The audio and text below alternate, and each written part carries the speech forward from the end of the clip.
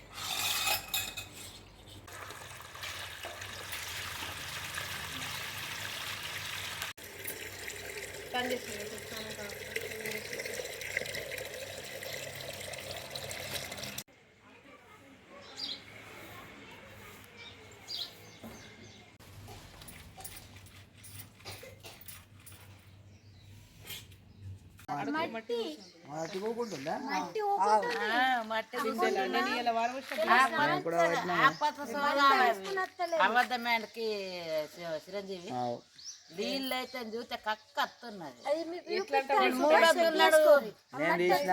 నేను మూడొద్దున్నాడు అడిగేసిన హౌజు ఇప్పుడు ఎట్లున్నాయి అంటే బాగా పెట్టినట్టున్నది.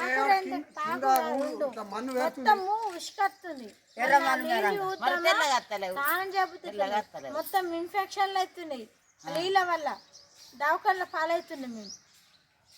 మిత్రులారా, జక్రాన్పల్లి మండలం అరుగులు గ్రామంలో మిషన్ భగీరథ వాటరు గత 10-15 రోజుల నుంచి ఎర్రగా పచ్చగా వస్తున్నాయి.